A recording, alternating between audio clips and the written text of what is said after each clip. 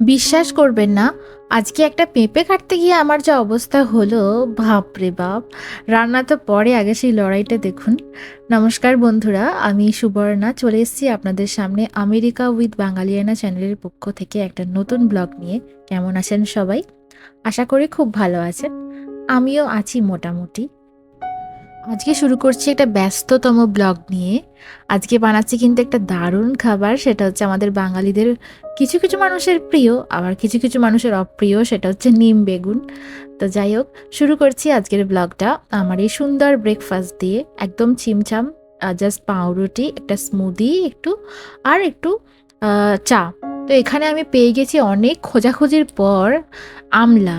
এই আমলকিটা আমি অনেক দিন ধরে ইউএসএতে খুঁজছিলাম, বাট আলটিমেটলি কোথাওই পাচ্ছিলাম না। তারপরে একদিন দিদি আমাকে দেখালো একটা ইন্ডিয়ান স্টোরে, এভাবে ফ্রোজেন ছিল এটা, টাটকা না। তো আমি এখানে বিট, গাজর, আপেল, আমলকি আর একটু কারি পাতা দিয়ে এটাকে ব্লেন্ড করে, এই যে জুসটা যেটা সকালে খাই সেটা বানিয়ে রেখে দিলাম ব্রেকফাস্ট করে নেওয়ার পর। তো যাই হোক, দেখতে পাচ্ছেন জুসটা বেরিয়ে গেছে। এবার এটাকে ফ্রোজেন করে রেখে দেবো, যাতে প্রতিদিন এই কাজগুলো না ঝামেলা হয় আর কি, ঝামেলা সৃষ্টি করে আর কি। মানে এই যে এইভাবে আমি প্রত্যেক দিন একটা করে কিউব বার করি আর খাই। এটা তো আপনারা জানেনই, যারা আমার ব্লগ দেখেন ডেলি তারা অবশ্যই এটা নোটিস করেছেন। তো যাই হোক, এখানে আমি এবার এগুলোকে ডিপ ফ্রিজে ভরে দেবো, বরফ হতে দেবো। তারপরে যখন এটা হয়ে যাবে তখন এটাকে আবার বের করে লক পাউচে ভরে রেখে দেবো।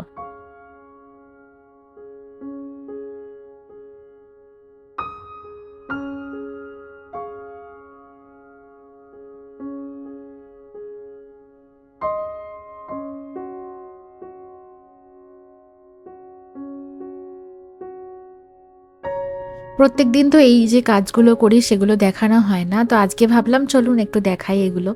তো এখানে তো কাঠের বাড়ি, তো সেজন্য এরকম ঝাঁটা দিয়ে ফার্স্ট আমি পরিষ্কার করে নিলাম। এখানে একটু আটাও পড়ে গেছিলো আমার আজকে। তো যাই হোক, এগুলো আমি পরিষ্কার করে নিলাম। এখানে আবার বেশি জল টল দিয়ে ভালোভাবে মোছা যায় না, তাও যেগুলো আর কি দাগ হয়ে গেছে নিচে পড়ে সেগুলো তো মুছতে হবেই। তাই আমি মাঝে মাঝে মুছে থাকি ঘরটা, কিন্তু যেহেতু কাঠের বাড়ি সেজন্য বেশি মোছামুছি করি না। আর এই জায়গাটা কি বাড়িটার কিছু কিছু জায়গা হচ্ছে কার্পেট ছাড়া, আর বেশিরভাগ জায়গাটাই কার্পেট পাতা।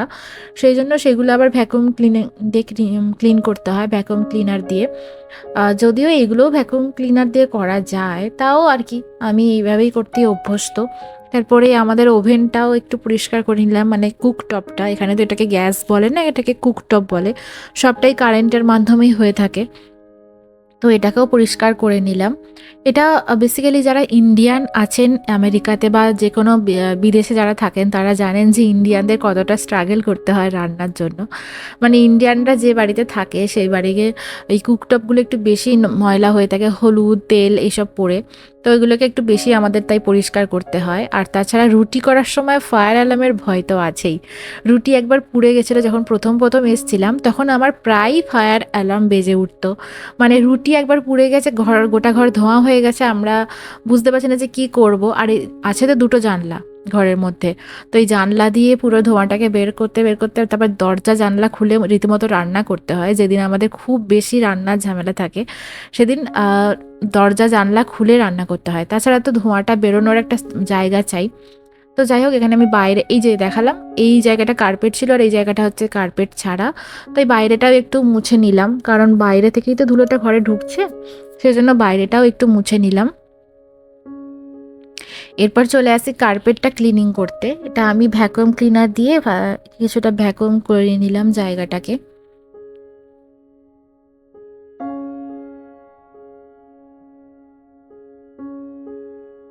আমেরিকায় বেশিরভাগ ঘরবাড়িতেই কার্পেট পাতাই থাকে, কারণ এখানে প্রচণ্ড ঠান্ডা পড়ে যায় কিছু মাস। তাই কার্পেট না পাতা থাকলে ঠান্ডা মেঝেতে পা দেওয়া একদম অসম্ভব ব্যাপার। তাই ধুলোবালিগুলো যেতে চায় না ভ্যাকুয়াম না করলে, তো কার্পেটটা পরিষ্কারই হতে চায় না। এটার দিয়েও ঝাঁট দেওয়া যায়, এই যে ঝাঁটাটা আমি দেখালাম ওই ঝাড়ুটা দিয়ে আর কি ঝাঁট দেওয়াও যায়, বাট ওটাতে বেশি পরিশ্রম লাগে, কারণ হচ্ছে যে ওই প্রচুর টানতে হয় ওটাকে। তো যাই হোক, আমি এখানে এটা পরিষ্কার করে নিলাম। তো যেটা বলছিলাম ফায়ার অ্যালার্ম নিয়ে, তো এরকম প্রথম প্রথম ওইরকম হতো, তারপরে ধূপ দিলেও এরকমই ফায়ার অ্যালার্ম বেজে যেত। এখন ঠাকুরকে ধূপটা দেখিয়ে নেওয়ার পর আমি একটু বাইরে রেখে দিয়ে আসি, যাতে ওই প্রবলেমটা না হয়। বা এখন যদি ওই রুটি করার সময় এরকম পুড়ে যাওয়া আগে থেকে বুঝতে পারি, তাহলে জানলা দরজা আগে থেকেই খুলে দিই যাতে ফায়ার অ্যালার্মটা না বাজে। তো এরকমই হাতে প্রাণ নিয়ে কাজ করতে হয় এখানে, সবাই আশা করি জানেন। যারা ইন্ডিয়ান আছেন বা মানে যারা বাঙালি আছে বেসিক্যালি, তাদের তো এই সমস্যাটা একটু হবেই। আজকে মনে হলো যে একটু তিতো খেতে ইচ্ছা করছে। বাড়িতে হলে তো খেতাম না, নিম বেগুন করলে আমি বেগুনগুলো বেছে বেছে খেতাম, নিম পাতাগুলো খেতাম না। আর এখানে নিম পাতা পাওয়া যায় না বলে হয়তো আমার বেশি করে খেতে ইচ্ছা করছে। সো হোয়াট এভার, দেখি একটু যদি আজকে নিম বেগুন করা যায়। এরপর চলে আসি সব থেকে কঠিন কাজে, সেটা হচ্ছে এই পেঁপেটা কেটে আমি সেদ্ধ করতে দেব। এই কদিন আমি একটু পেঁপে সেদ্ধ, আলু সেদ্ধ বা সিম্পল ডাল খেতেই পছন্দ করছি দুপুরবেলায়। আমার খেতে ভালো লাগে এরকমই সাদা সিধা খাবার। তো যাই হোক, পেঁপেটা কাটতে গিয়ে কী অবস্থা দেখুন, পেঁপে তো আমি কেটে উদ্ধারই করতে পারছিলাম না। আর পেঁপেটা এখানে আমেরিকান স্টোরে খুব একটা পাওয়া যায় না, ইন্ডিয়ান স্টোরগুলোতেই পাওয়া যায় বা এশিয়ান যে যে স্টোরগুলো রয়েছে সেই সমস্ত জায়গায় পাওয়া যায়। তো সেখান থেকেই নিয়ে এসেছিলাম পেঁপেটা আমি। তো যাই হোক, এটাকে কাটতেই আমি পাচ্ছিলাম না। আর সবটা তো কেটে লাভ নেই, আমি একার জন্য আর কইটুকু করব। আর হাজব্যান্ডকে তো টিফিন দিয়ে দিয়েছি অলরেডি, তো তাই জন্য একার জন্য এইটুকুই কেটে নিলাম, সেদ্ধ করতে দেবো এবার। তো যাই হোক, এই যে কাটতে সক্ষম হয়েছি অবশেষে, মানে ওটা এত শক্ত ছিল যে কাটছিল না। তাও তো ভিডিওর স্পিডটা বাড়িয়ে দিয়েছি, তাই মনে হলো যে তাড়াতাড়ি কেটে গেল, কিন্তু এটা অনেকক্ষণ ধরেই আমি স্ট্রাগল করেই এটাকে কেটেছি। তো যাই হোক, আপনারা কাকে পেঁপে খেতে ভালোবাসেন অবশ্যই কমেন্ট করে জানাবেন। আর পাকা পেঁপে খেতে তো আমার ভীষণই ভালো লাগে, আমাদের বাড়িতে প্রচুর পেঁপে গাছ। নিয়ে নিয়েছি একটা বড় বেগুন, এখন আমি এটাকে রান্না করব। এখানে একটা কথা বলা ছিল, এই বেগুনকে এখানে বলে এগ প্ল্যান্ট। ব্রিঞ্জাল মানে বেগুন আমরা সবাই জানি, বাট এগ প্ল্যান্ট মানে এখানে হচ্ছে বেগুন। তো এখানে কথা আপনি ব্রিঞ্জাল লেখা দেখতে পাবেন না, এরম এগ প্ল্যান্ট লেখা থাকে। তো যাই হোক, আমি এখন এটাকে ধুয়ে পরিষ্কার করে নিই।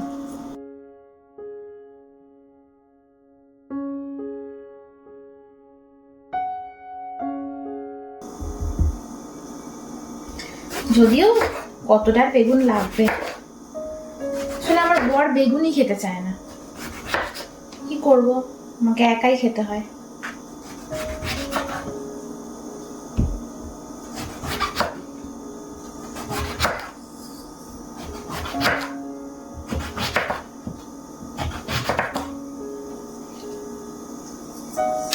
কেটে নিয়েছি। যেটা বলছিলাম যে আমেরিকায় একটা পেঁপের দাম পড়েছে $7 থেকে $8, বা অনেক সময় $10ও হয়ে যায়। মানে ধরুন একটা পেঁপের দাম আপনার 1000 টাকা। সেখানে আমাদের বাড়িতে, মানে আমাদের গ্রামের বাড়িতে প্রচুর পেঁপে গাছ আছে, প্রচুর পেঁপে হয়। আমার মা তো লোককে দিয়ে দেয়, মানে আমরাও তাই করতাম ছোটো থেকে। যখন পেঁপে হতো সবাই এসে বলতো যে এই আমাদের পেট খারাপ, একটু পেঁপে দেবে গো, এরকম করে অনেকেই নিয়ে যেত। তো সেগুলো আমরা কত ফ্রিতে দিয়ে দিয়েছি বা এখনও দিয়ে থাকি। তো আর অনেক সময় নষ্টও হয়, গাছে পাকা পেঁপে পড়ে যাচ্ছে, খাওয়ার লোক নেই, তো অনেক সময় নষ্ট হয়। সেটাই আমার মা বলছে যে এখানে কত পেঁপে নষ্ট হচ্ছে, আর এখানে আমাদের আমেরিকাতে সেই পেঁপে কিনে খেতে হচ্ছে। মানে যে সমস্ত সবজিগুলো ছোট থেকে আমরা তাকিয়ে দেখতামই না, বাড়িতে আছে নষ্ট হচ্ছে, সেরকম হেলায় ফেলায় যেত, সেগুলোই এখানে এসে টাকা দিয়ে কিনে খেতে হচ্ছে। তো একটু তো গায়ে লাগেই জিনিসটা, তাই না? তো যাই হোক, এখানে আমি আলু কেটে নিলাম, আজকে বানাবো হচ্ছে নিম বেগুন। অনেক দিন ধরেই ভাবছিলাম যে নিম পাতাটা আছে, খাওয়া হয় না।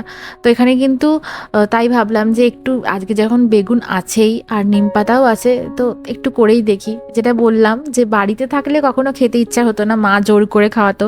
নিম পাতা থাকলেও আমি চাটনি দিয়ে মেখে সেটা খেতাম, মানে তিতো লাগতো বলে। কিন্তু এখানে এসে যেন মনে হচ্ছে যে ওইটাই একটু খাই, বাড়ির স্বাদটা পেতে ইচ্ছা করে। সবসময় প্রত্যেক দিনই মাছ, মাংস, ডিম এগুলো খেয়ে যেন একঘেয়েমি হয়ে গেছে। মাঝে মাঝে মনে হয় একটু সবজিও খাই। তবে একটাই দুঃখ, আমার এখানে পটল খুব একটা পাওয়া যায় না, ওই ইন্ডিয়ান মার্কেট ছাড়া পাওয়া যায় না, তা আবার এইটুকুটুকু।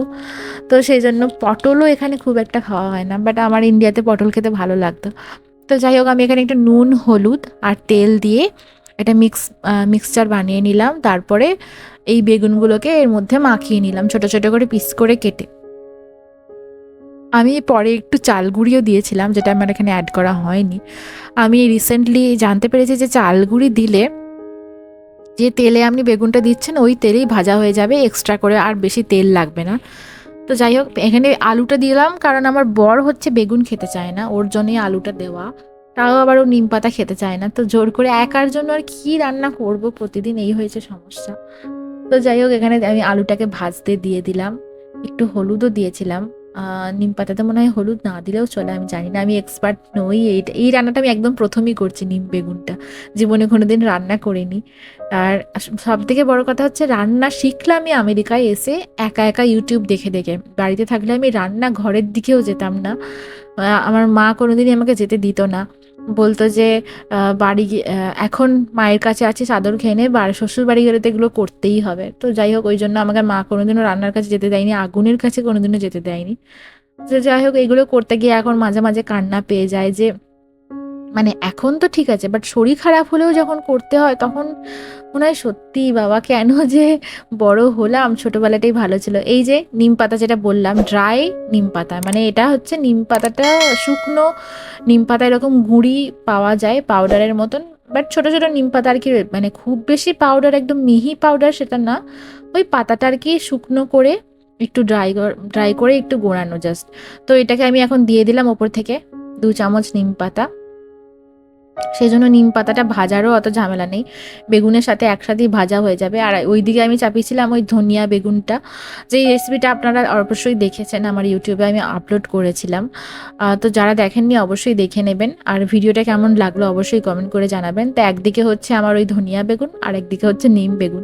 এখানে আমি এতটা চিনিও দিয়ে দিলাম, মানে অত তিতো খাওয়াটাও অসম্ভব ব্যাপার, তাতেও অনেকটা তিতো ছিল। যাই হোক, আমি এখানে 2 চামচ চিনি দিয়ে দিয়েছিলাম যাতে একটু মিষ্টি মিষ্টি হয় আর ক্রাঞ্চি হয় ব্যাপারটা। ওই যে দেখুন, ওইটুকু তেলে দিয়ে কিন্তু বেগুনটা ভাজা হয়ে যাচ্ছে আমার, ওই দিকে যে প্যানটাতে বসিয়েছি ওইটুকু তেলে দিয়ে কিন্তু ভাজা হয়ে যাচ্ছে, কারণ আমি ওটা হলুদ, নুন আর ওই চালগুঁড়িটা দিয়েছিলাম। চালগুঁড়ি দিয়ে দেখবেন যে বেশি তেল একদমই লাগছে না, ঢাকা দিয়ে দেবেন, ওই তেলেতেই বেগুনটা ভাজা হয়ে যাবে। এই যে আমার এখানে নিম বেগুনটা রেডি হয়ে গেছে, এবার বসে পড়বো আমি গরম গরম ভাত খেতে।